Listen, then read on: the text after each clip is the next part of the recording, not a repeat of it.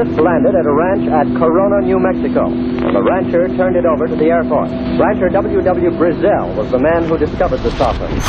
What I thought was a star began coming in my direction at a very rapid rate of speed.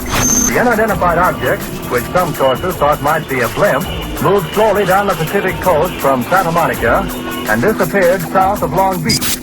I saw a UFO, and it went down the river, turned right at the United Nations, turned left, and then down the river.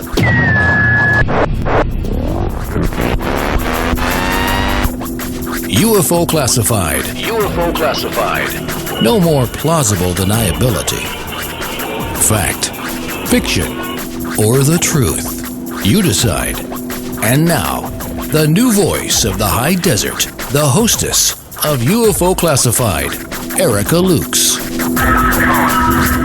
Good evening, my friends, and happy Friday. I am always thrilled to be here and look and chat to know that there are people from all over the world who are respectful, kind, and who have a thirst for knowledge, for good information. It makes me happy to get your messages, and I'm sorry if I can't respond to all of them, but just know that I read them, and I care very much about each of your stories and getting information to you.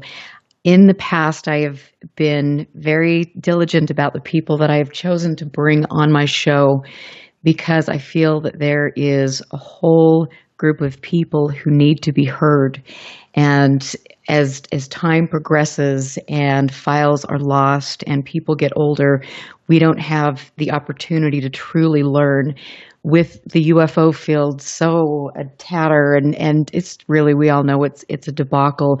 We don't have good leadership. We are seeing the field hijacked by people who are sometimes delusional, sometimes in this for their own ego to make money. And as a result of that, we are not learning the truth. We're not learning the history. We're not learning about the people who have spent their entire lives making sure we have archives so we can further research. People like Fran Ridge, Barry Greenwood, Dr. Richard Haynes, all of whom, and Robert Powell, who have been on the show, and I'm grateful for their knowledge and for them to give this information to you. I encourage you to go back and listen to those archives. My guest this evening is somebody who has spent his time in the field decade after decade and who was an associate and friend with all of those people I mentioned. He has worked his entire life to preserve history, to collect archives from people who have no longer want them, who are deceased. He has created a website, which we will talk about. It's called Project 1947. You can go to project1947.com to read all of this important work that he has spent his lifetime gathering. He is someone who specializes in UFO history and the government UFO involvement. As I mentioned, he's head of Project 1947, originally an effort to document the UFO wave of 1947. He traveled North America to assemble as much press coverage as he could find, but eventually leading to a general attempt to explore the early years of the subject in detail. His website contains much insight into an obscure aspect of government involvement and of early classic reports of flying saucers, as has been gathered by first-generation figures of the period like Donald Kehoe, Richard Hall, Edward Ruppel, and many others. He's the creator of Sign Historical Group that expands further on such matters. He has authored Project 1947, a preliminary report, Proceedings of Sign Historical Group UFO History Workshop, and co-authored one of my favorite books that I mention quite frequently, UFOs and Government, an Historical Inquiry. We are honored to have Jan Aldrich here. Jan, thank you so much for being here and for teaching us all that you know. Well, thanks for having me. I am just thrilled. I was so grateful when Barry told me that you had agreed to do the show, because I know how hard that all of you have worked. And as you know, we don't have the ability. I mean, the subject has been hijacked and we're not seeing good information that is being put forward. And if it weren't for people like you, Barry, Michael Swords, all of this would be lost and who knows what would happen. So thank you. Well, my goal is to put out as good information as I can get. It's just one of the problems with ufology is that we accept a lot of things that are not much better than rumor.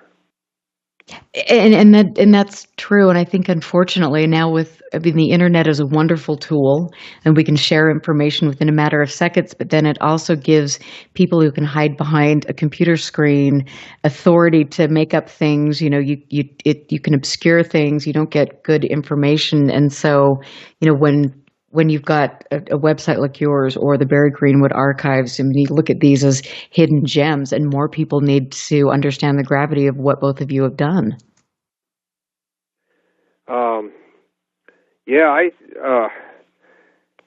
I want to tell you that in some cases, such as Foo Fighters, Barry can tell you about that. It took all the way to the 1990s to finally find a significant cache of UFO or Foo Fighter material. That's from 1945 all the way to the 1990s. In the meantime, we had a number of people come forward who saw these in World War II, but we didn't have the official documents from World War II until Barry got the 415th Night Fighter Squadron records from the National Archives. And that's incredible. And I know that Keith Chester did a lot of work on that too. And Keith is somebody that I really admire for his perseverance. And it takes, as you know, it takes a lot of time, money, and personal sacrifice to dig up archives like this. Well, Keith has gone into the archives over 100 times looking for Foo Fighter material. I have to say now that we have an idea where it is. It's a little easier to find, but even so, there's a lot of it's like drilling for oil. There's a lot of dry holes that you come up with nothing where you think you should be able to find something.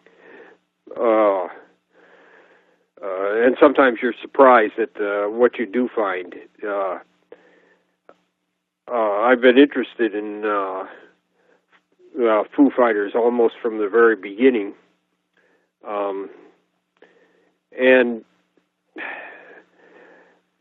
Captain Ruppelt, or when he was still a lieutenant in the early days of Project Blue Book, he went down to the Pentagon and he searched for UFO reports from the time before he took over that had not reached right field from the Pentagon, and he went through people's files and things like that. And I was always wondering why he didn't find anything about the Foo Fighters, and he's always said that he was pretty ignorant about the Foo Fighters, and he just didn't have any information on them.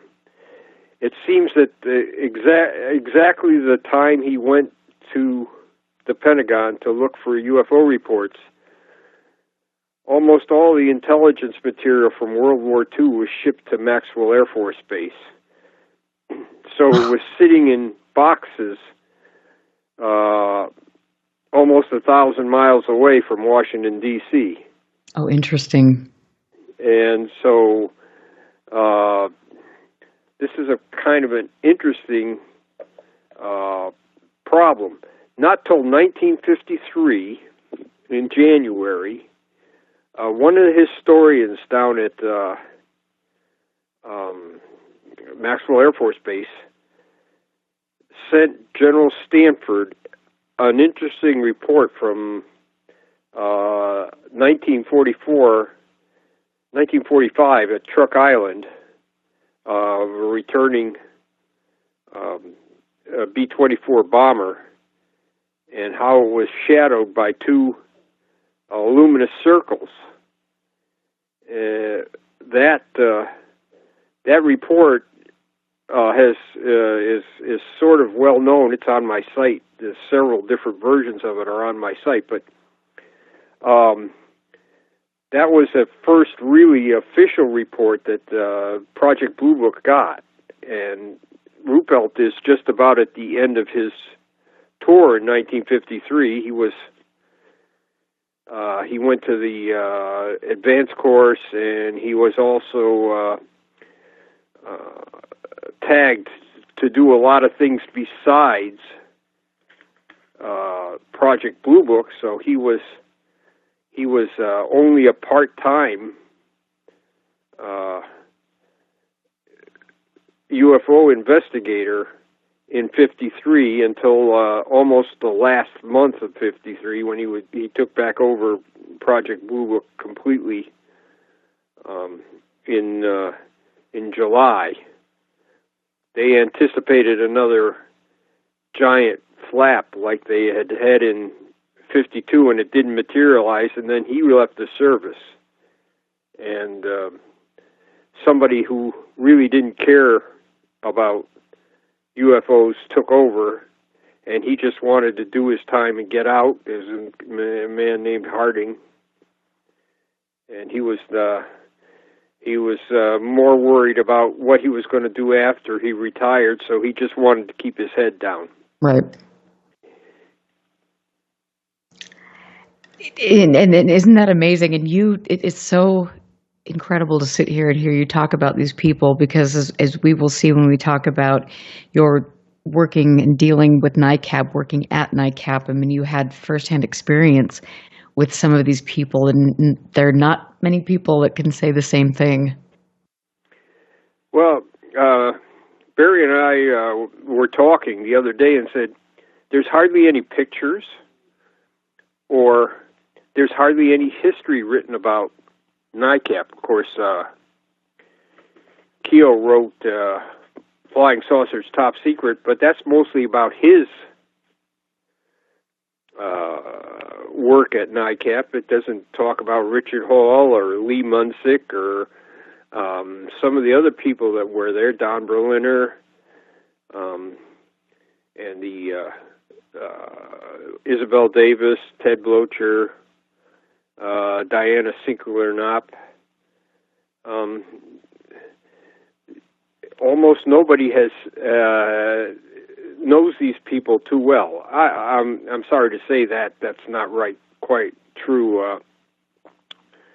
Ted Blocher and Isabel Davis were known before they went to NICAP. They were in charge of civilian saucer intelligence in New York, and they were a very early serious organization.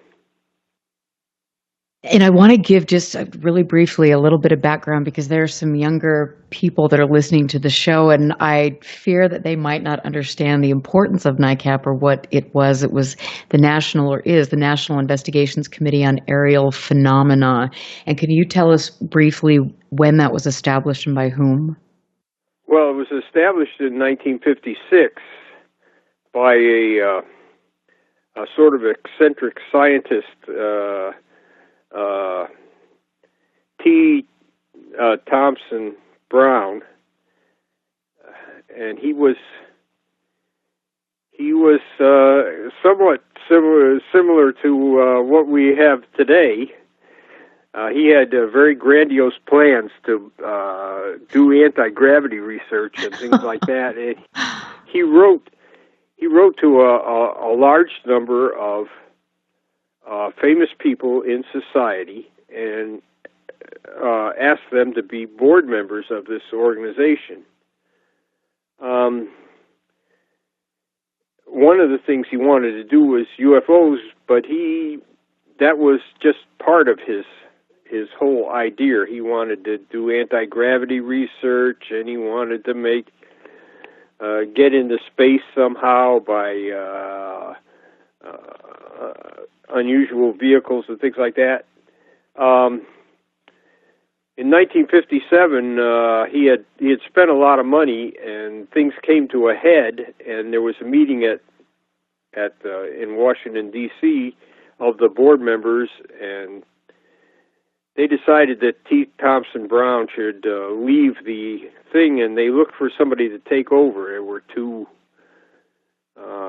candidates, Morris Jessup, who had written some UFO books, and Keogh. And Jessup bowed out, said he'd rather have Keogh take over because he thought he was the more serious and also the better well-known. So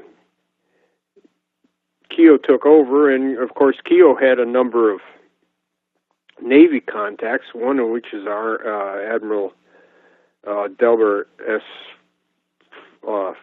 Flaherty, who took over as chairman of the board.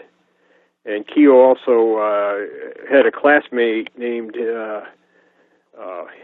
Roscoe Hillenkotter, who had been the director of the CIA. Hilly, and his nickname in the academy was Hilly, so he and Keogh were in the same class together, and so he agreed to be on the board too. So that is a rather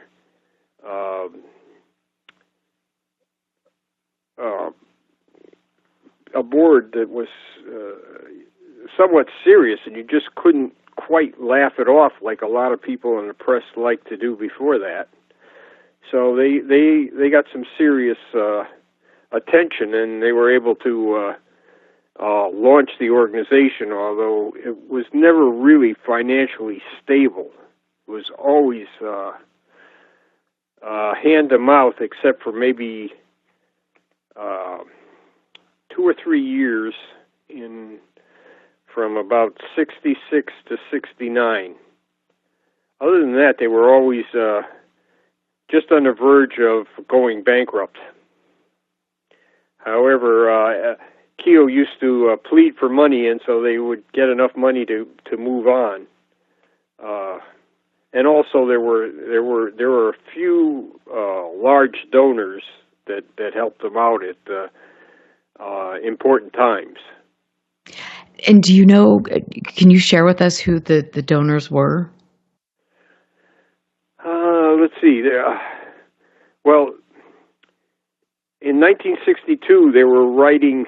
They had pretty much finished up what's called the UFO evidence, and I think if anybody is interested in UFOs, you have to get a copy of this. There's plenty of them still running around on the secondhand market.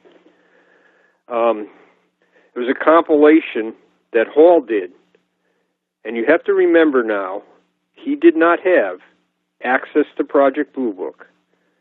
He did not have the kind of newspaper archives that we have today, and there was almost all the official UFO material was not available to him. And he picked out what he considered the best cases to make the case for the UFOs. And this couple in Maryland who didn't want to be identified gave NICAP $20,000 to get this published and into the hands of every congressman and senator. Of course, everybody in NICAP wanted a copy of it, and so the couple came back again and gave more money so that it could be published as a sales item. And it was, in '63, it was available for sale. And it's been reprinted about 4 times now, I think. And where could we find that? Amazon has numerous copies. Okay. And this is the UFO evidence, right? Yeah, UFO evidence. Is, Richard Hall. Editor is Richard Hall. Now he's done a second volume. The Scarecrow Press has published that. That's the next 35 years after the UFO evidence, which takes UFOs from Foo Fighters to 1963. And then UFO Evidence 2 takes it from 64 into the late 90s, or the middle 90s, let's put it that way. And this is, I'm sitting here looking at, my copy of the UFO Evidence, and I have to say Keith Chester sent me his copy. So it has special meaning for me on multiple fronts, but I have a collection of used books that are hard to find, but this is one of those that you could find, and I don't think it would cost a lot, but I would recommend that because you and I were both mentioning the other day that it's important to find these old pieces of work because that's where the meat and really the good historical information is at. It's not necessarily in what we're seeing put out today. Right, and this, I think I told you before, this was the kind of effort was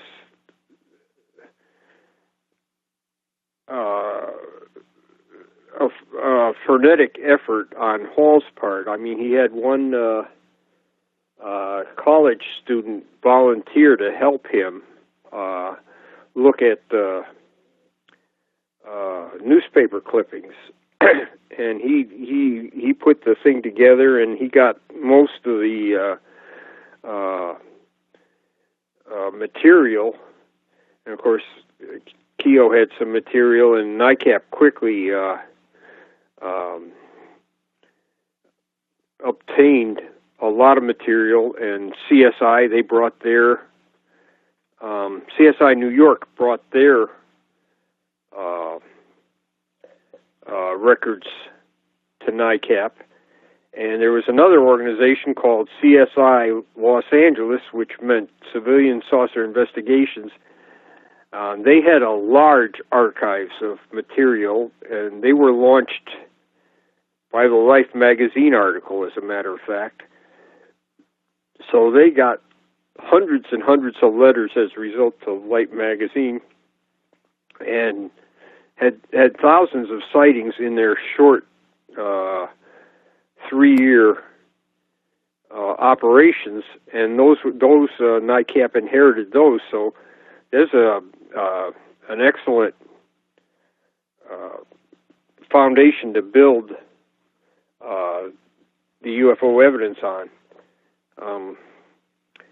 And that is incredible, and I hate to cut you off right there, but we're getting ready to go to break, and we're going to talk more about that, and I want to get into the people who were involved just to get the description of what it looked like in the offices, and I also want to know what happened that propelled you to get in this field. I know it has something to do with ball lightning, but we're going to talk about that a little bit more when I get back. Thank you for asking questions. I will get to those on the next segment. I am Erica Lukes here with Jen Aldrich. We will take a break, and the best is yet to come.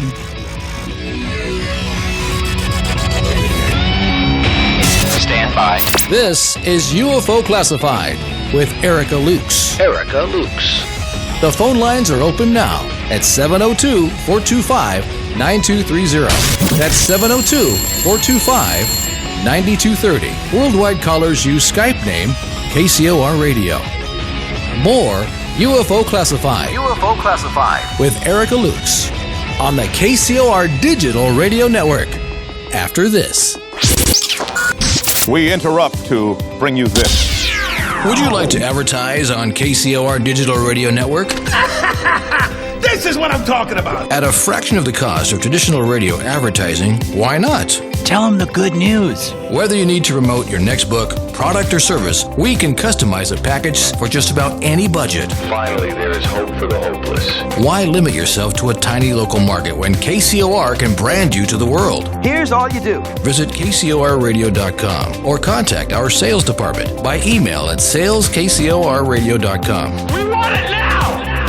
See the difference with us by letting us work for you. This ain't reality TV! The KCOR Digital Radio Network. Monday nights are about to become hauntingly good, as Reverend Sean Whittington possesses the airwaves with Vegas Supernatural. Tune in every Monday at 5 p.m. Pacific, 8 p.m. Eastern for Vegas Supernatural, exclusively on the KCOR Digital Radio Network. There's a war raging between good and evil. The question is, which side are you fighting on? Tune in Monday nights as Reverend Sean Whittington sets the new standard for paranormal radio with some of the most influential personalities in the world today. Vegas Supernatural, hosted by Reverend Sean Whittington. Every Monday night at 5 p.m. Pacific, 8 p.m. Eastern, exclusively on the KCOR Digital Radio Network. The one show even the devil doesn't want you to hear. Within the ethers of reality, there sits a bridge, a hot spot between what we see and what we don't see. Testing, can you hear me? Tuesdays at 5 p.m. Pacific, 8 p.m. Eastern, join Becky Vickers on Bridging the Paranormal as she interviews paranormal investigators from around the world and explores how the shadows of the past meet the present. Let's begin. Bridging the Paranormal will take you to some of the most haunted places in the world in search of proof that the dead still walk among us. I see dead people. Becky Vickers' Southern charm will have you believing in the unbelievable. I myself am strange and unusual.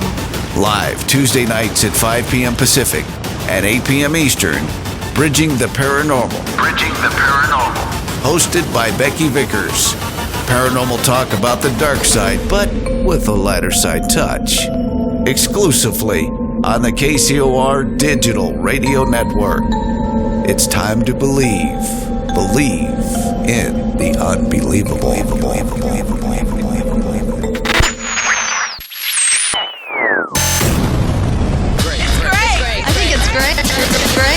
The all-new KCOR Digital Radio Network. Great. Make a note of it. It's great. You're listening to UFO Classified with Erica Lukes, where the truth isn't hidden beneath the black lines of a Sharpie. That's the craziest thing I've ever heard. To be on with Erica, call 702-425-9230. That's 702-425-9230. Worldwide callers use Skype name KCOR Radio.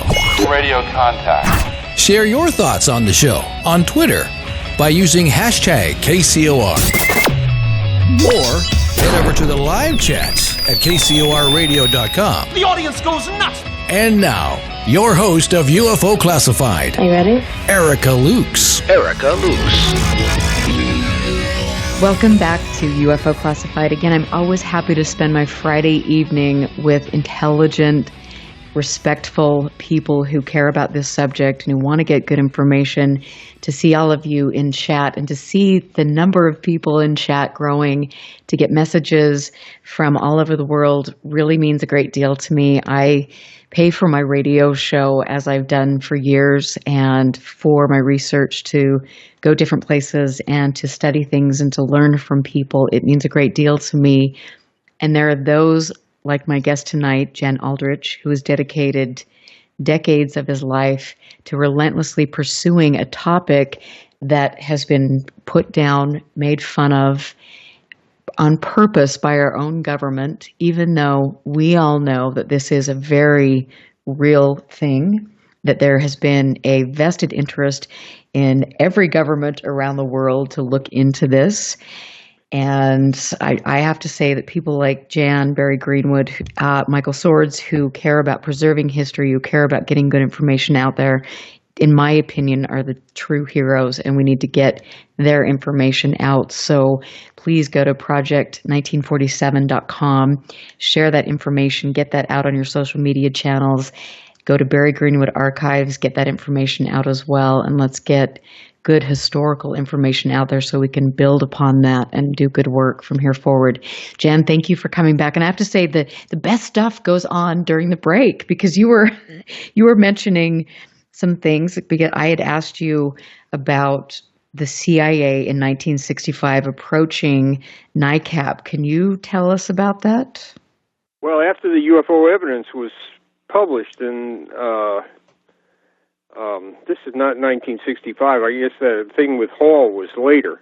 But after the UFO evidence is published, here come two guys over to the NICAP, and they met with Don Berliner, and they tried to say that they were government officials, that they were kind of vague as to where they worked. And Berliner said, if I've ever seen a CIA guy, it's these guys. So Hall later on was asked about items. People make a big deal about this. NICAP would give their other than hidden reports or sensitive reports, they would give their reports to anybody, including the government, if they wanted them. They offered them to the Air Force several times. The Air Force turned them down. The CIA wanted to see if they could get some information. They talked about getting Hall a security clearance, and they did an investigation. I don't think anything came of that. From what I got from talking to Hall, there was never any consummation of that. So that's about all I know about the CIA. I think one of the people that he talked to when they were trying to get congressional investigations was probably, he worked at a congressman's, he worked as the liaison for NICAP to, give them their information. There's several people that suspect that he was a CIA guy. And afterwards he went over to the Smithsonian, and Hall tried to get a job after he left NICAP, and this fellow had him into his office, but all he wanted to know is what's the latest new stuff about UFOs. Oh, that's interesting. Do you remember his name, or is that public knowledge? Yeah, it's I think it's Sheldon. He's like the fourth. McDonald talked to him and everything. He knew a little bit about some of the sightings in Korea. So okay. McDonald talked to him about that, and he left before most of the good stuff happened. But he didn't. He did say, hey, we had stuff coming down that looked like it was coming down from Russia, and it was just really high speed, and we couldn't figure out what it was. Yeah, so he's a kind of a mystery man. Like we were talking at the break, I think this is important to say, is Keogh had a lot of contacts in the Navy. If he got a letter, say, from Germany, he could go over to Naval Intelligence and they'd translate it for him. He'd go over there and take a letter. He's in Germany, take it over to Naval Intelligence. Yeah, come back in a half an hour, and they'd have it translated. So not all the government was against him. And, of course, there were plenty of people in the government that wanted to give Keogh information. And the thing that we were talking about was the State Department called Hall up, and they said, we've got two producers here from Argentine television. They'd like to come over and talk to you. And he said, I'll accompany them over. And so Hall said, sure, hey, have them come over. So they came in there, they introduced themselves, and then they closed the door. And as soon as they closed the door, they whipped out Air Force intelligence, Argentine Air Force intelligence. They were officers, and they said, this was in 1963, and they said, we're having a huge UFO sighting flap in Argentina, and we quite frankly don't know what to do. Can you tell us how to set up an organization like NICAP down there? That's incredible. Yeah, so that's and there were other. The Argentine Navy also had an investigation going on, and they contacted NICAP. So they were getting stuff from the Air Force and the Navy down there, official reports. And the Argentine Air Force was translating newspaper articles and sending them to NICAP. And so when you were getting all of this cooperation from them, from the government, what were your thoughts? Because this wasn't necessarily the way it was rolling with the United States government. Well, that was kind of amazing, and of course they did in the UFO Investigator, they did announce that they were both working with the Argentine Navy and the Argentine Air Force, and the Korean Weather Bureau had made overtures to NICAP, but that didn't quite work out. So they were wanting to exchange material, and there were one or two others. And like I say, Keogh had a lot of Navy buddies, and they would give him hints and things.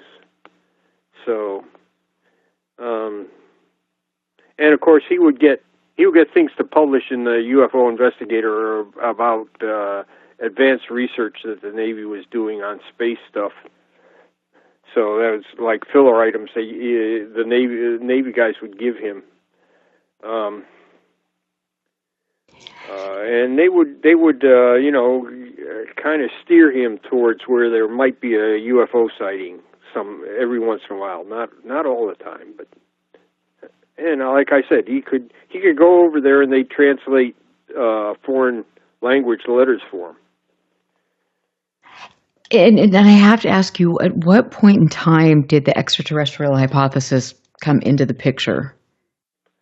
Well, Keogh was already convinced. I mean, by 1950, when he had written Flying Saucers Are Real, he was convinced that they were extraterrestrial. This is the problem with him running NICAP.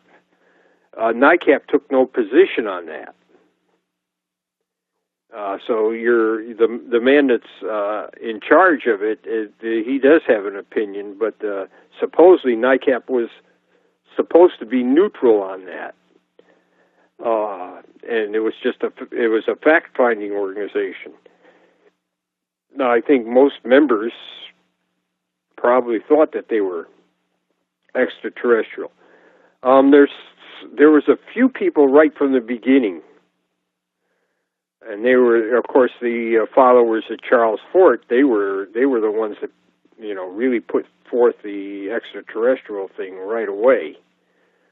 But if you read the Gallup poll for August 1947, people say, a lot of people said flying saucers are coming from outer space, but they're talking about meteors and things. Mostly, there was a lot of science fiction and Flash Gordon and things like that, but a lot of people thought that UFOs were maybe just some kind of project that the military was working on. Everybody remembered how the H-bomb had been pretty well kept under wraps, and all of a sudden sprung on the public with the detonations in Japan, and that was just they said, maybe we're so smart and we're so ahead of everybody that maybe we're doing this. Or maybe the Russians are. So, but I'll say by 1950 there were a significant number of people that thought they were extraterrestrial. And I know that this has been, for a long time, this has been a very nuts and bolts subject.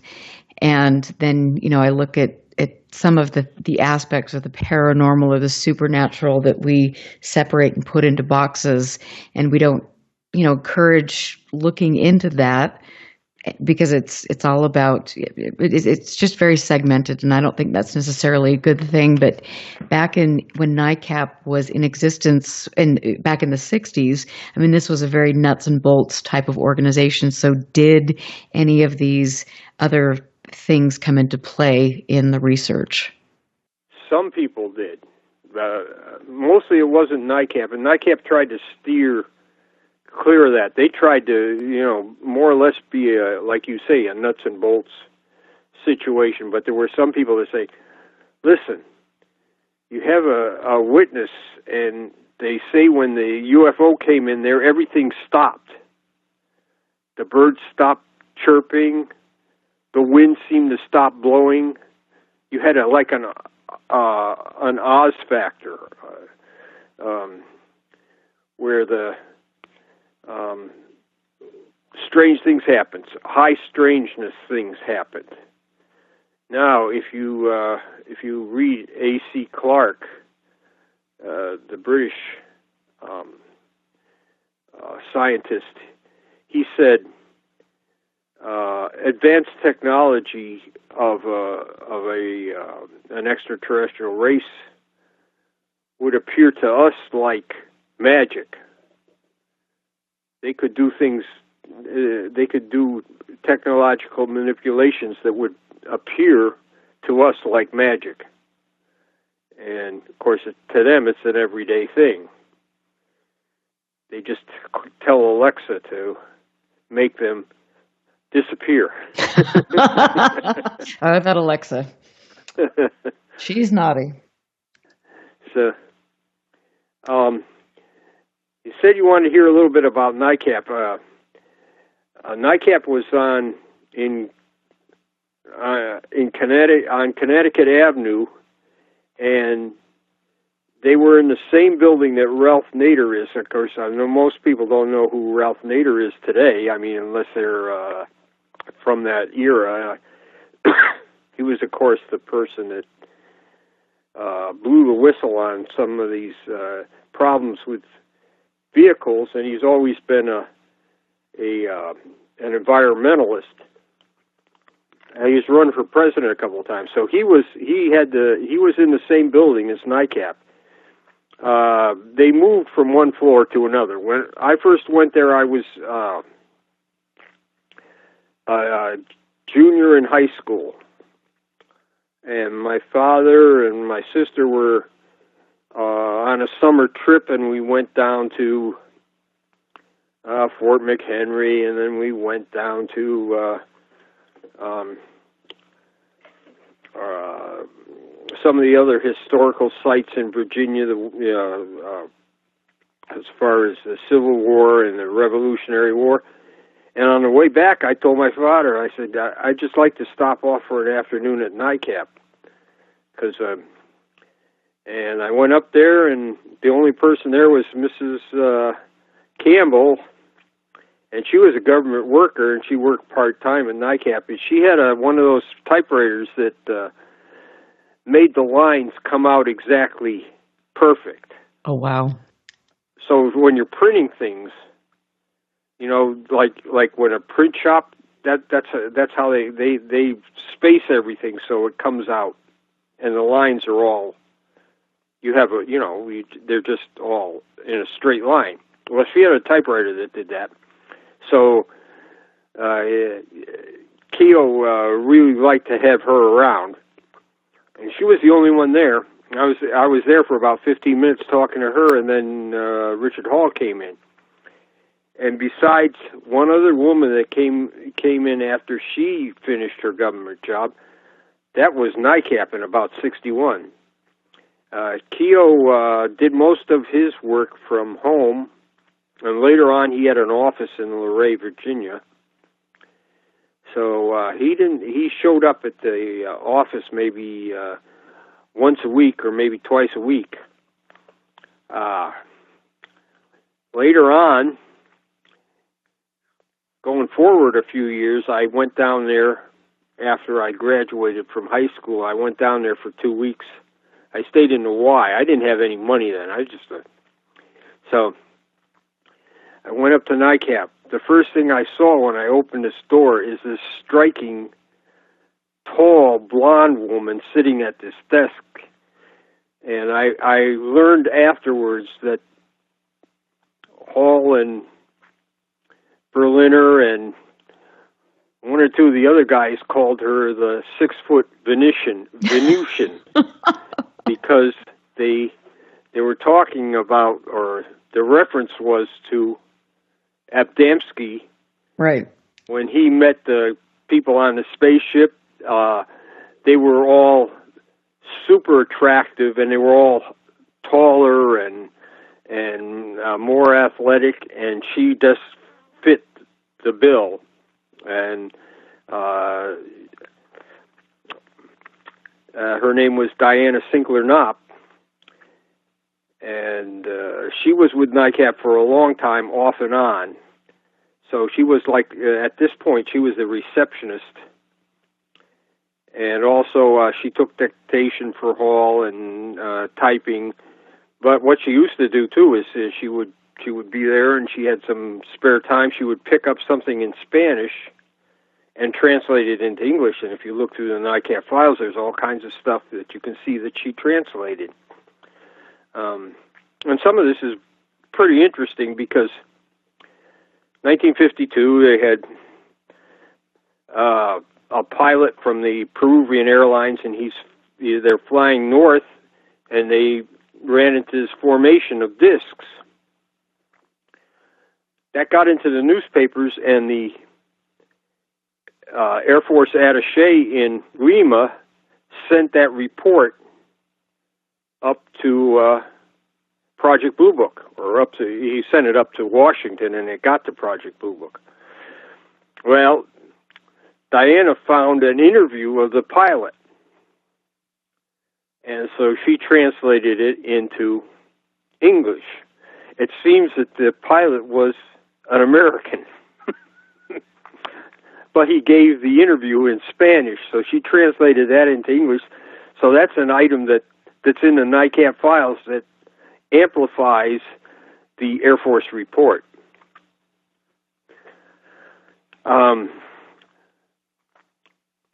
When I got there, Berliner was starting Volume 2 of the UFO evidence. Of course, they worked on this for the next 3 years, and they never got the second volume out. It took another 35 years for Hall to finally get it out. But I went in there, I'm talking to Don, and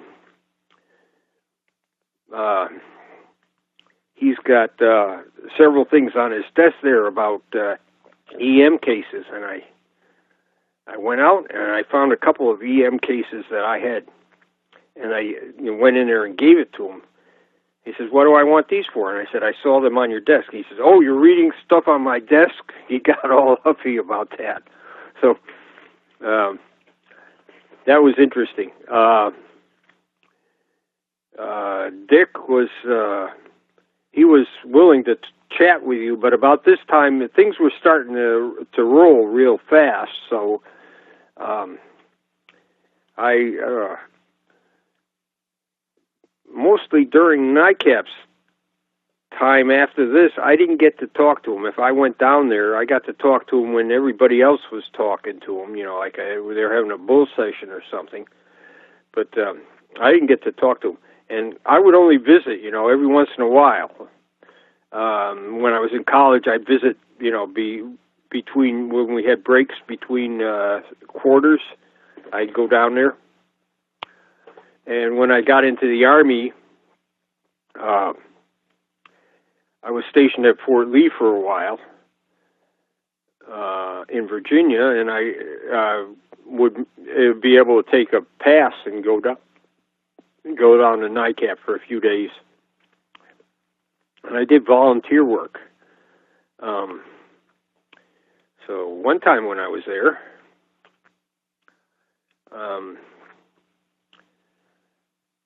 this woman came over and she was with one of the, she was with Diana's cousin was named Kathy, and she and this woman came in there, and they were joking and laughing away and everything. And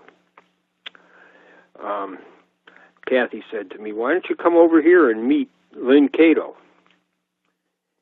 And so I liked that, so I went over there, and she knew me because I had sent her material. She was doing, for the Air Force, she was doing a bibliography. The Library of Congress was doing it, and she worked for the Library of Congress, and she was doing a bibliography. She was trying to find everything she could that had been published on UFOs, and that's why she was over at NICAP that day. She was looking for some of these UFO newsletters and journals that she didn't have. And I had sent her some stuff, so she recognized my name right away, and we started talking. And of course, it's a long time ago. I know she had a lot of questions about publications and things, but I know we were doing a lot of banter and everything, and we were talking around. She's slender, attractive, black woman. And I told Barry Greenwood she was black, and he said, "No, she's some old woman that worked at the Library of Congress." I said, "Well, if we thought that, or if you thought that, you were wrong. She was a young, vivacious woman, and she was a lot of fun." And I remember saying after she left to Kathy, I said, "That was fun, wasn't it?" Isn't that amazing? I want to talk more about her because Barry told me a little bit about her today, and she sounds like somebody that absolutely needs to be remembered and talked about. And there's some interesting threads here. Thank you. We've got to take a break. I'm Erica Luke's here with Jan Aldrich. Go to project1947.com to check out all of these wonderful archives, important history. We will be right back. Listen very carefully. This is Houston. Say again, please. Houston, we've had a problem. This is UFO Classified, live every Friday night, 4 p.m. Pacific, 7 p.m. Eastern, exclusively on the KCOR Digital Radio Network. The truth is out there, just waiting to be discovered. And now, if you will, accompany me on a journey to the future. For more information on the host of UFO Classified, Erica Lukes, upcoming guests, as well as links to the past shows, visit her website at UFOclassified.com. UFO Classified. UFO Classified. This is KCOR Las Vegas, home of the Digital Radio Network, broadcasting from a shack just south of Area 51. Wait, that doesn't exist. This is the KCOR Digital Radio Network. Now for the news. Now, broadcasting in digital HD radio. The disc landed at a ranch at Corona, New Mexico, and the rancher turned it over to the Air Force. Rancher W.W. Brazell was the man who discovered the saucer. What I thought was a star began coming in my direction at a very rapid rate of speed. The unidentified object, which some sources thought might be a blimp, moved slowly down the Pacific coast from Santa Monica and disappeared south of Long Beach. I saw a UFO, and it went down the river, turned right at the United Nations, turned left, and then down the river.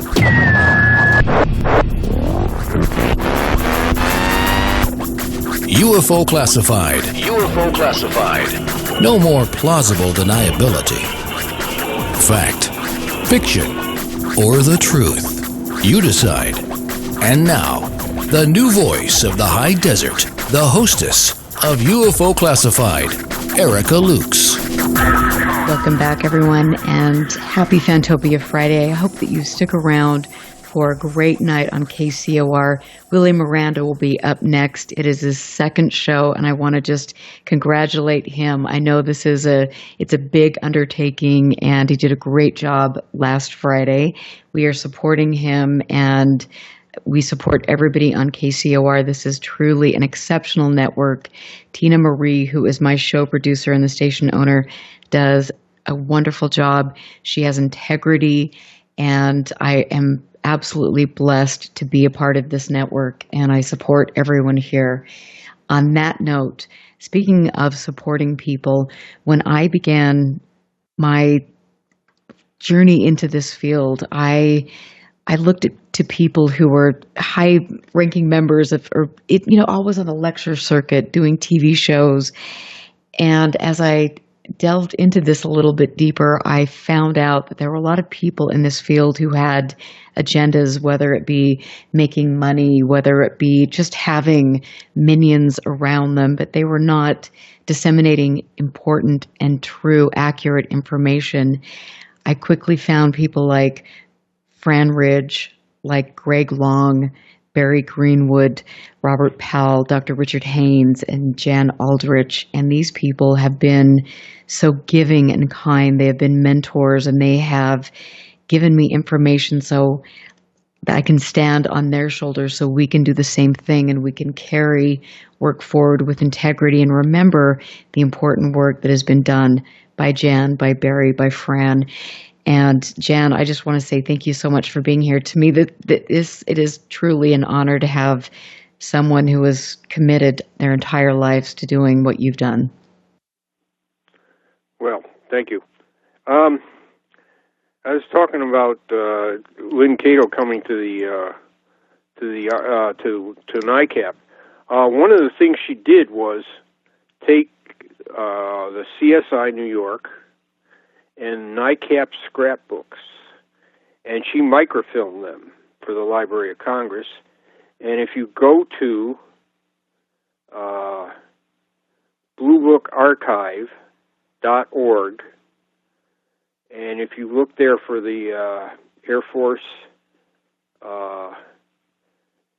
Research and Development microfilm, that is one of the microfilms that from NICAP that she microfilmed the foreign UFO reports that was in the CSI NICAP scrapbook there. There were 4 microfilms made. She made hundreds of microfilms of material that she had gathered. Everything that she put in her bibliography, she had microfilmed. In the 90s, I called down to the I didn't know this at the time. I called down to the Library of Congress, and I asked them what happened to the material that she had gathered, because some of it was kind of rare. And they said, "Oh, she microfilmed this," and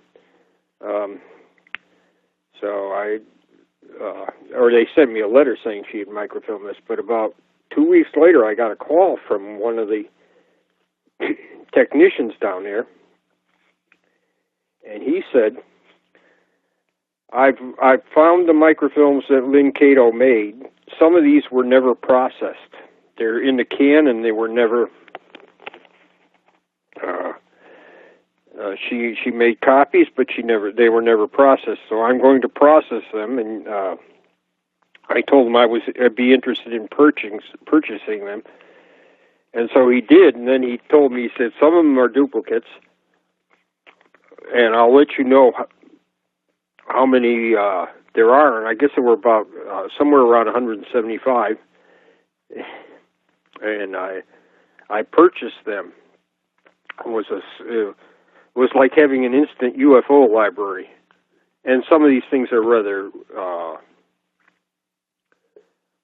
rare. And, of course, the 4 microfilms of the NICAP CSI scrapbooks were just, that's just excellent to have, because I'm not sure where those are today, but they're not in the CUFOS files.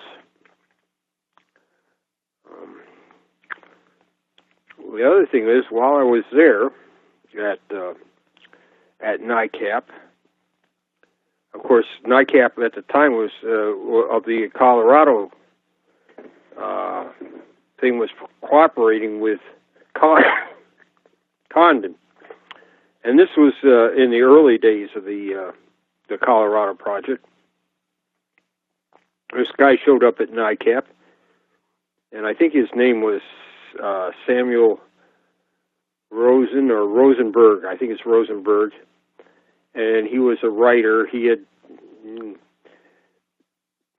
done anything particularly memorable, but he had written on vampires and things like that. Anyways, Hall and a few others talked to him, and then I was working over with the sightings, which was on the other side of the building in a different room, and I was pasting up clippings. That's what I was there to do, volunteer work essentially. So I was pasting up clippings, and they showed him the files, and they said, the first couple of drawers here are historical UFO reports before 1947.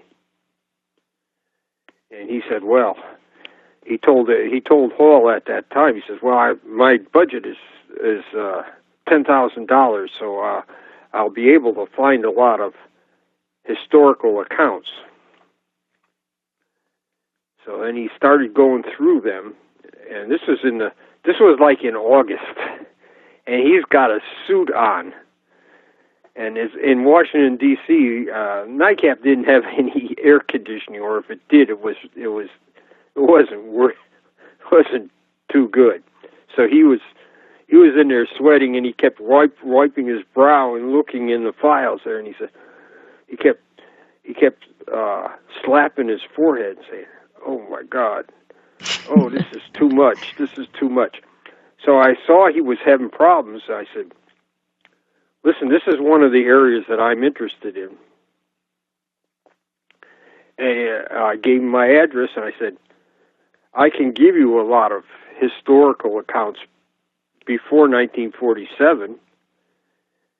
And he took my name and everything and stuff like that, but I could see that he wasn't too thrilled about that, because I'm just a college kid at that time. So, but if you look at the Condon report, what has he done? He's talked about a lot of ancient reports, which could be anything. I mean, things in the sky, meteors, whatever. They're not substantial enough to really be classified UFOs. And then he took 2 or 3 examples from ancient and Middle Ages and tore them apart. And he didn't get $5,000, but he got about $7,500. And I've always said, that's the best you can do for $7,500. This was a travesty. Right. When you figure that $7,500 for that time is probably closer to $30,000 or $40,000 today. It was just a travesty. That's unfortunate. There's a lot of things that, with the Condon Committee, they did not pursue them, or their pursuit was like this, really not what you'd expect from scientists and scholars.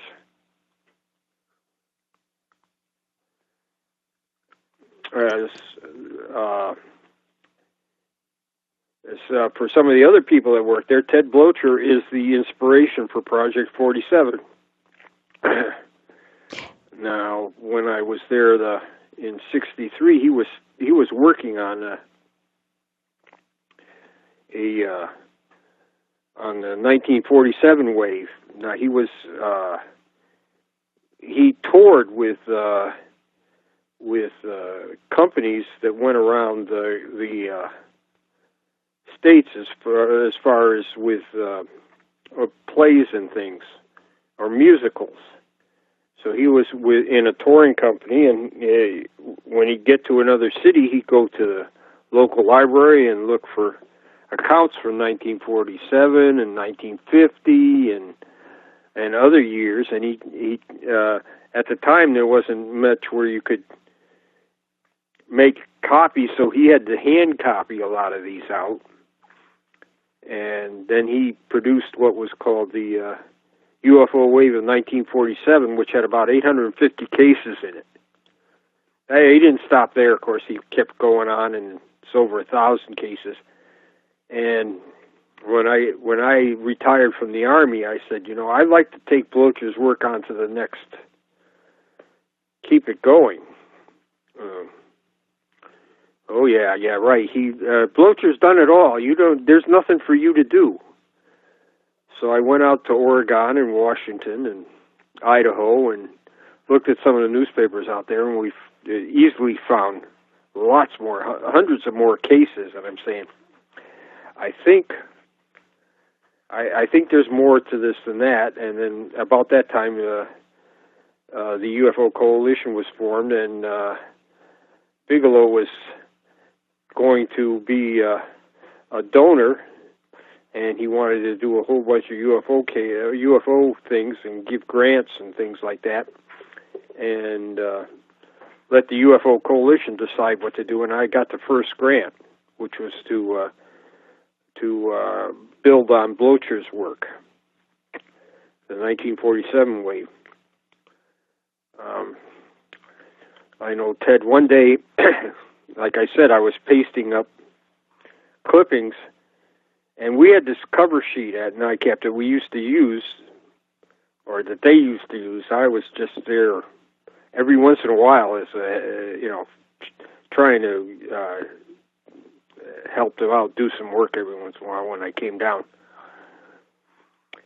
This cover sheet had all the different things like that UFO characteristics, if there were EM, if there was radio interference, if there was a close approach, if your UFO was pacing a car.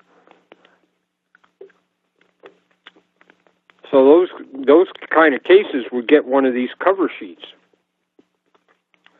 So I remember I was doing what I was doing. I was pasting up clippings, and this one clipping was about a UFO that had a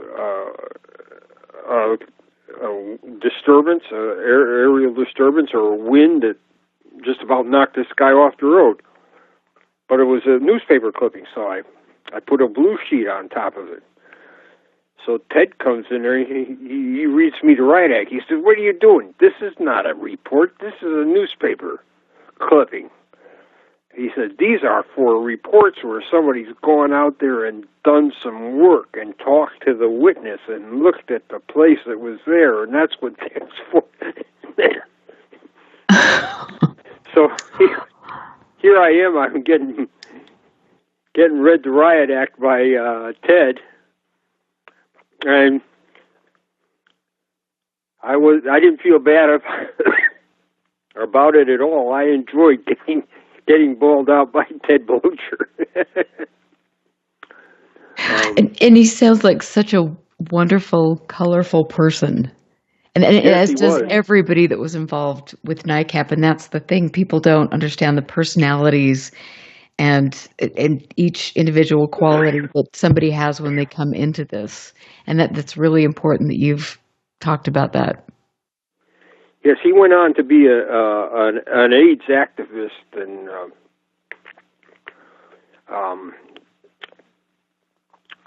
afterwards. So, but yeah, he's the inspiration, and I just tried to keep sending him. I was up in Boston, so I would go out to different universities, and they have, some of these places have big clipping collections or big newspaper collections. So I'd find things and I'd send them down there to him. He'd incorporate it in his research. Of course, Gordon Lohr was working on a historical book the same time that guy Rosen was there. And I was sending him material, and for his book, UFOs in Perspective, which was about pre-1947 UFOs.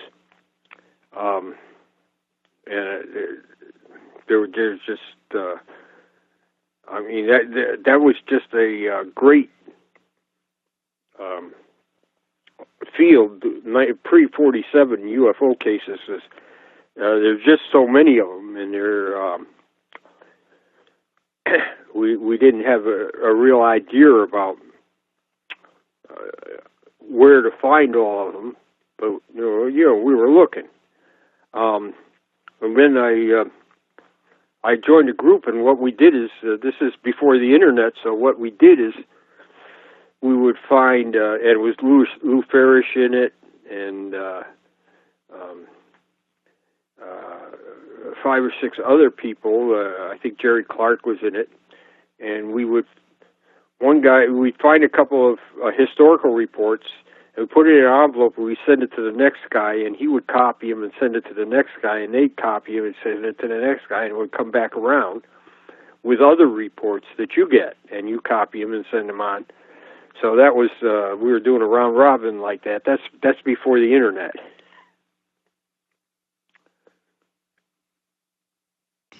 And talk about hard work for all of you to do that and to communicate. Right. That was outside of NICAP. The other person at NICAP that I really had a lot of affection for was Isabel Davis, and she had worked for Civilian Saucer Intelligence. Her and Lex Mulbane and Ted Blocher, they were the three,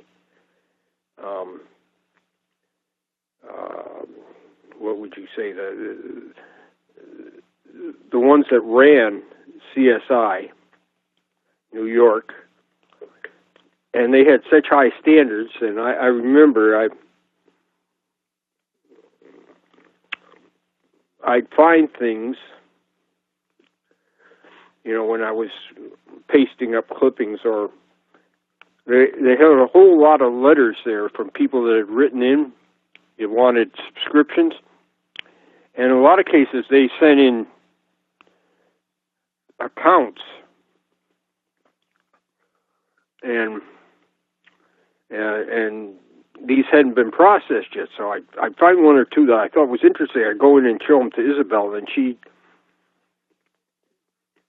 kind of tear them apart. She said, this kind of looks strange to me. It appears to be phony and everything, and she'd tell me why. And so she was very critical about what she did. She was very careful, and I tried to pick up on that, and I try to every time I try to think, what would Isabel say about this case?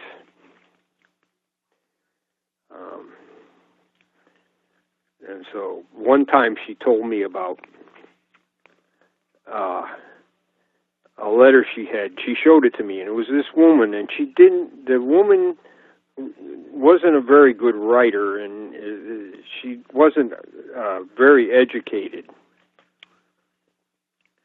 But Isabel said, you should look at this case, and you can see something in here that should show you that this has a lot of.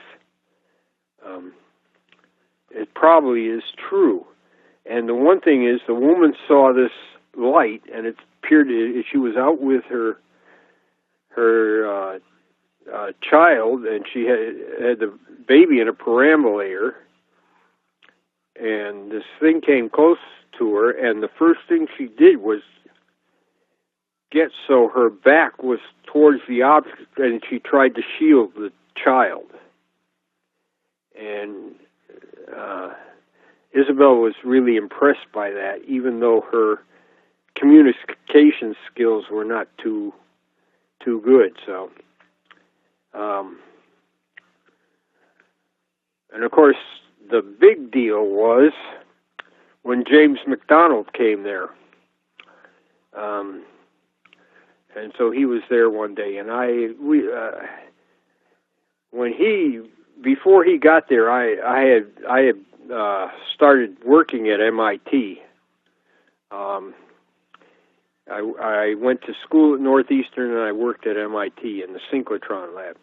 So if you work at MIT, you have access to their libraries. So I went and looked at all the science publications that they had at MIT, and there actually were, in the 50s, some articles on science. So I copied a couple of them, and I sent them to McDonald. But what I had was some references to like an Italian and a Netherlands publication. You couldn't find them, and I sent the references to McDonald. So he basically knew who I was. So he came to NICAP because he was giving a speech in Washington. And so everybody gathered around to hear what he had to say. And I know he wrote one of the letters. He said to all the people he talked to, and he said, and Jan Aldrich is in the background trying to soak up every word I said. And I want to, when we've got to go to break, you can hear that music, but I want to tell our audience a little bit for younger people who James McDonald was, because he was a significant person in the early studies of the subject. I'm Erica Lukes here with Jen Aldrich. We will be back. This is our last break, so stick around. As I say, the best is yet to come. Stand by. This is UFO Classified with Erica Lukes. Erica Lukes. The phone lines are open now at 702-425-9230. That's 702-425-9230. Worldwide callers use Skype name KCOR Radio. More UFO Classified. UFO Classified with Erica Lukes on the KCOR Digital Radio Network. After this. Friday night, 9 p.m. Pacific. Jump onto the Celestial Highway and travel at the speed of light. Into hyperspace. Hyperspace. Hosted by Solaris Blue Raven. She navigates you through the cosmic tides of mysticism into the world of covert technology, UFOs, mystical sciences, and the world of unforeseen forces. You get to really sort of enjoy a bizarre ride. Listen live, Friday night, 9 p.m. Pacific. For Hyperspace. The one show that blows the whistle off our government black ops projects. Hyperspace. Hosted by Solaris Blue Raven. Solaris Blue Raven. Exclusively on the KCOR Digital Radio Network. Want to take a ride? Take a ride. Take a ride.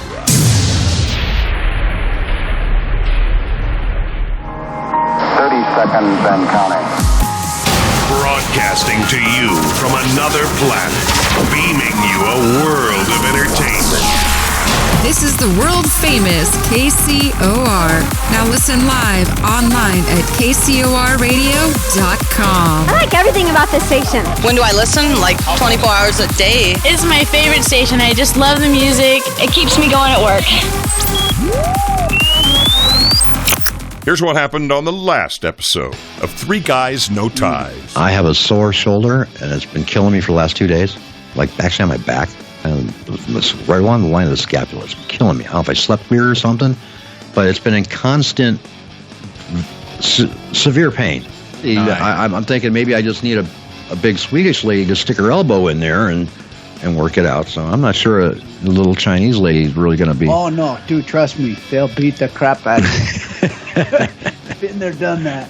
Three Guys, No Ties. Wednesday nights, 7 to 9 Pacific on the KCOR Digital Radio Network. There is a world outside that which we live in. A realm where fact and fiction collide. The Paradigm Matrix. The Paradigm Matrix. Hosted by Willie Miranda. Every Friday night at 6 p.m. Pacific, 9 p.m. Eastern. The Matrix is everywhere. It is all around us. Even now, in this very room.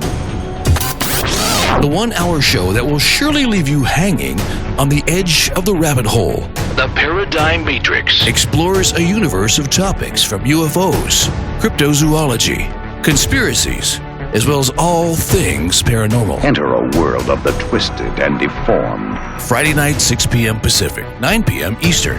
The Paradigm Matrix, exclusively on the KCOR Digital Radio Network, where fact and fiction collide.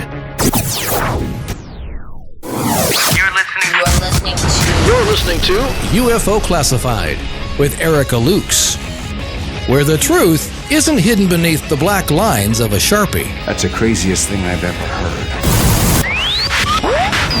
To be on with Erica, call 702-425-9230. That's 702-425-9230. Worldwide callers use Skype name KCOR Radio. Radio contact. Share your thoughts on the show on Twitter by using hashtag KCOR. Or head over to the live chats at KCORradio.com. The audience goes nuts. And now, your host of UFO Classified. Are you ready? Erica Lukes. Erica Lukes. Welcome back and happy Fantopia Friday. Again, I'm always grateful to spend my Friday evenings with all of you. I'm looking at chat and seeing incredible people. I want to just take a second to say that each host on KCOR, we care very deeply about this subject, and each of us pays to be here every week. We pay to do our own shows. We don't rely on advertising, and Tina Marie is very graciously puts the archives out there without expecting or paying for that, like a lot of other radio stations. And so donations for KCOR, for my show, they're always appreciated. We care about this. Our main goal isn't to stroke our ego or to get listeners or to have a big fan base. Our true purpose in this is to get good information out there. And just like my guest this evening, Jen Aldrich, who has spent decade after decade researching this, dedicating time away from his life, away from his job, spending his own resources to look into this. And I think it is exemplary. He is a hero to me, as is Barry, Michael Swords, Greg Long, all of these people that care so much about this subject, and they care about preserving history for each of us. So Jan, I'm happy to have you back. And you were talking about James McDonald when we left off, and I wanted you to give our listeners a little bit of background on him and his importance. Well, he was a scientist of the first rank. He was an atmospheric physicist, or at the University of Arizona, and he was in charge of the Institute of Atmospheric Physics out there. And he had his own UFO sighting in 1954, which he reported to the Air Force, which they gave to Hynek. They gave his report to Hynek, and he had a lot of problems about coming out in public and doing this. About the early 60s, he had decided that he wanted to maybe take a couple of years and just investigate UFOs full time. And so he and Hall had contacts. And once he came out, he was like a buzzsaw going through this subject. He learned everything he could. He'd devour the files at NICAP. And if you look, every day, Blocher, Isabel, and Hall would write him a letter, and he would answer each one. So every day they got letters going back and forth, all three of them. And he's talking about sightings he had investigated and writing them up and sending them in and asking, especially Ted. He helped Ted with this 1947 research, and he helped Isabel with some of her research, and then they got the Air Force status reports from when Ruppelt was there, and they edited those so that they could publish them. NICAP could publish them. And he wrote an introduction for that. And he also wrote an introduction for Ted's 1947 work, in which he went and took about 20 incidents, and he thoroughly investigated each one himself. Went and talked to the witnesses, and like I say, he was like a buzzsaw in doing this. And scientists would show up at NICAP, and they'd say that the reason they were there is because Jim McDonald told them that there was something up with this UFO stuff, and they should learn something about it. So he was one of my heroes. And he was one of mine as well. I mean, I look back at Ant Ruffle wrote an incredible book about his work, and he did tremendous work when it came to some of the cases here in Utah. And he was criticized. I mean, what he endured in his professional career is absolutely staggering, and I hope that something like that never happens again to somebody who's willing to put forth, risk their reputation and invest their life in a subject like this.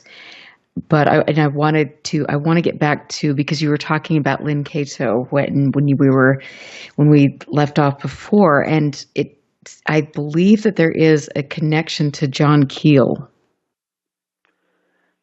Yeah, Barry was talking about this. So we have to look into that a little bit more.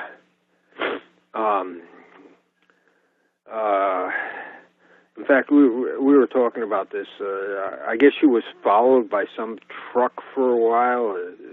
I am unfamiliar with this case, so I don't really want to comment on it, except to say that, you know, at night, a black woman being followed by a guy in a truck who is white is that's a little.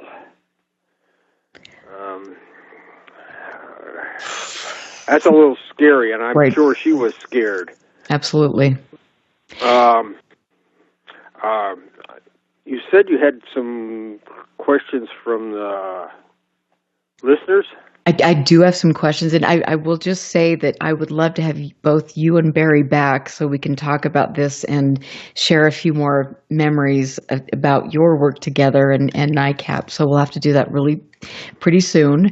But, you know, my questions from listeners are, if you go back through history and you look at the way we classified things, how has that terminology changed over the decades? Well, of course, we're going from flying discs in 1947 and flying saucers, which is more the flying disc was the official thing for a while with the government. I mean, and flying saucers was, of course, mostly the media. And then you've got UFOs, which Ruppelt said he invented, but that's not quite true, because one of the first Canadian flying saucer reports is termed unidentified flying object. And now we're talking about unidentified aerial phenomena. So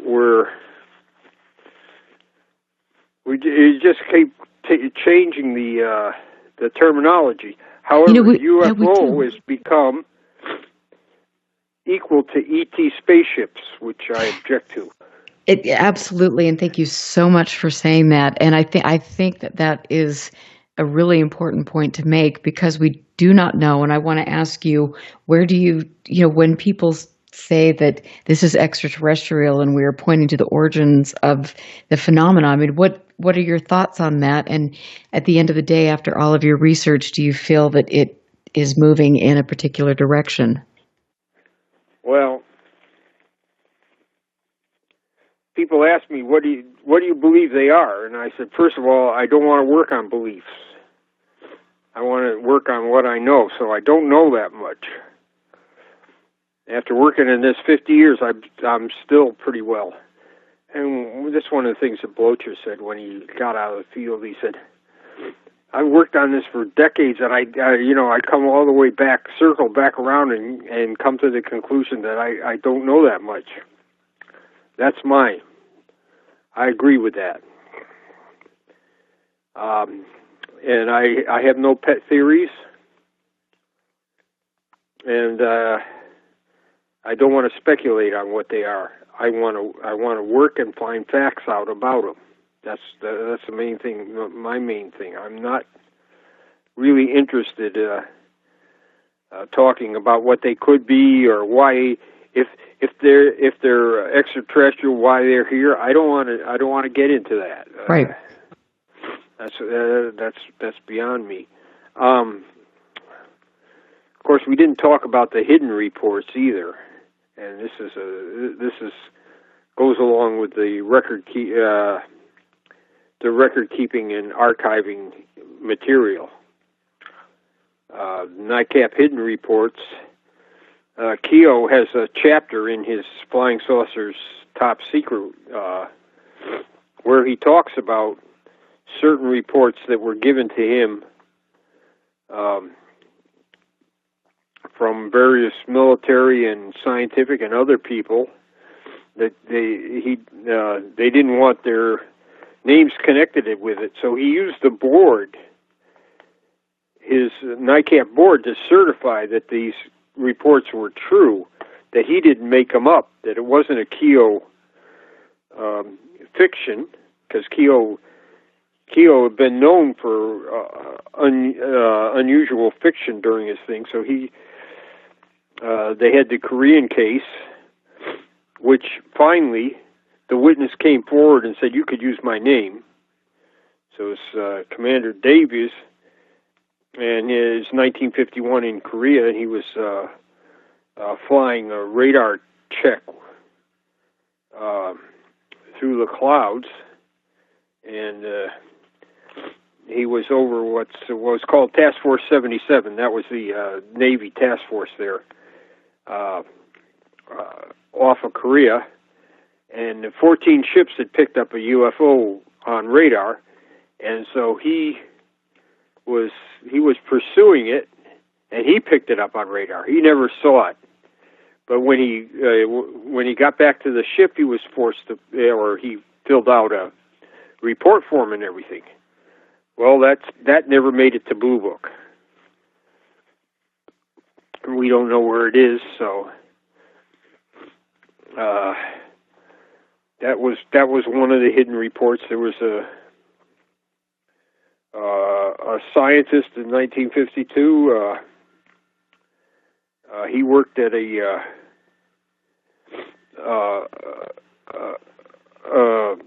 research laboratory, and so Keogh didn't want to identify that. He was a close friend of Farney, Admiral Farney.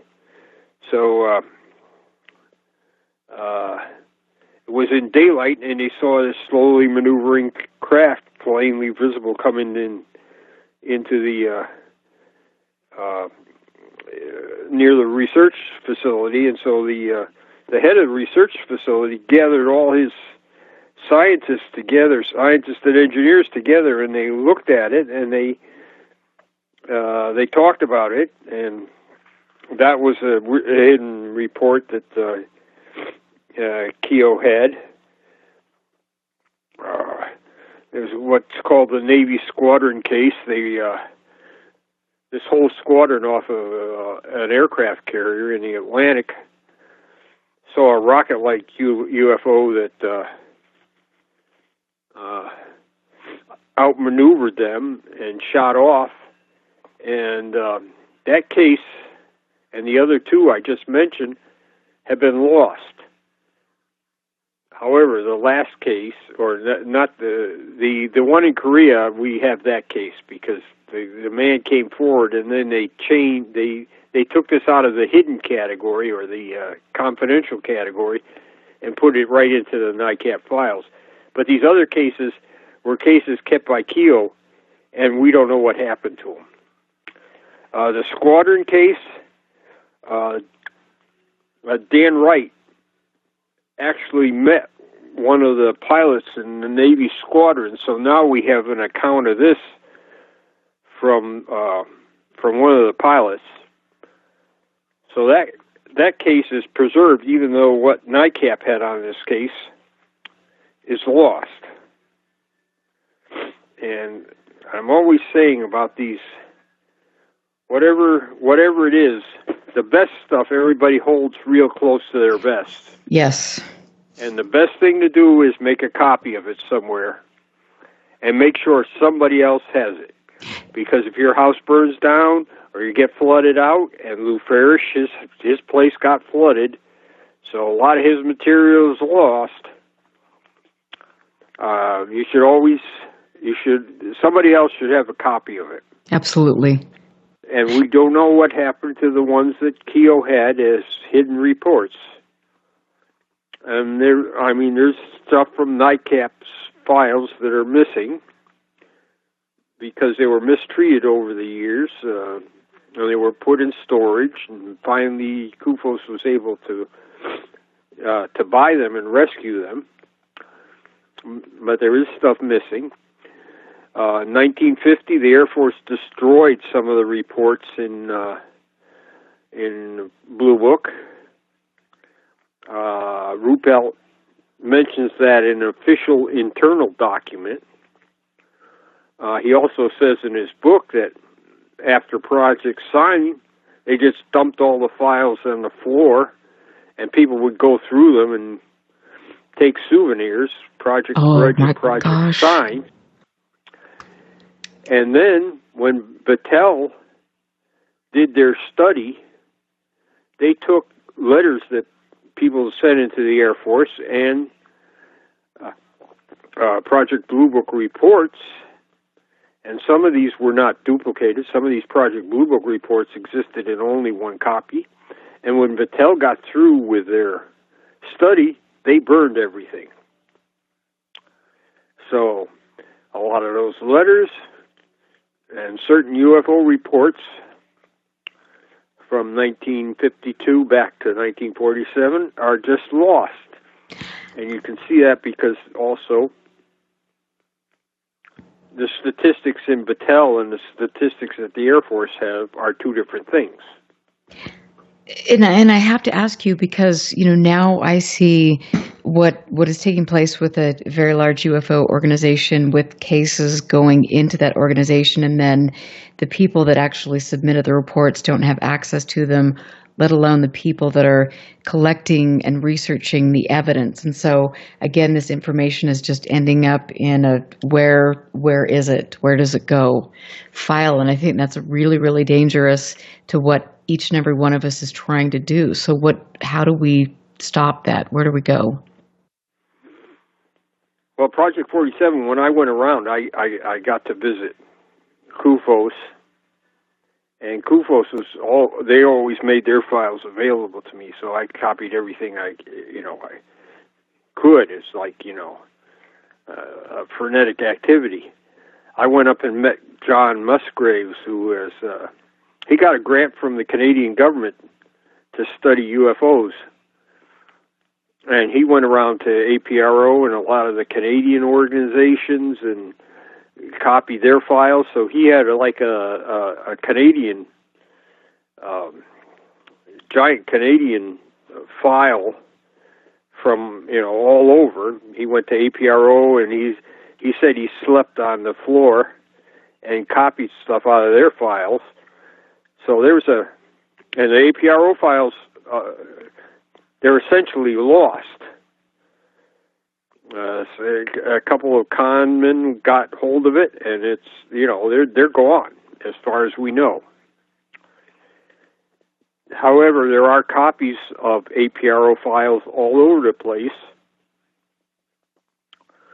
like APRO Brazil, when Richard Greenwell, when he died, my friend Tom Tolene went down there and he found a number of radar cases that APRO had, and Richard Greenwell had been in charge of APRO Peru.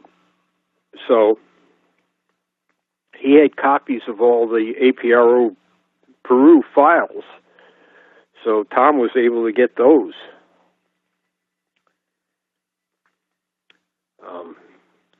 And like I said, every place that I went, I asked if I could copy things for 1947, and then if a researcher or an organization was fine with that, and Walt Andrews let me have access to the MUFON files. Of course, they're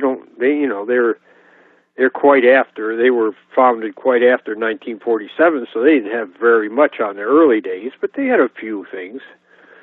So I was able to copy those. And Walt was pretty gracious because he was going to dinner that night, so he let me stay there as long as I wanted to.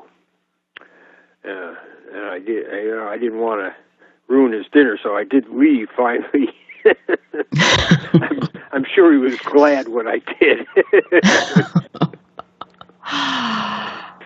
Oh, and that's interesting. We've got just a couple minutes to wrap up the show, and I definitely need to have you back, and I would love to get you back again, and then you and Barry back to talk about things. But at the end of the day, after you dedicating your whole life to this, just wrap it up. What are your thoughts on all of this, and would you do things differently?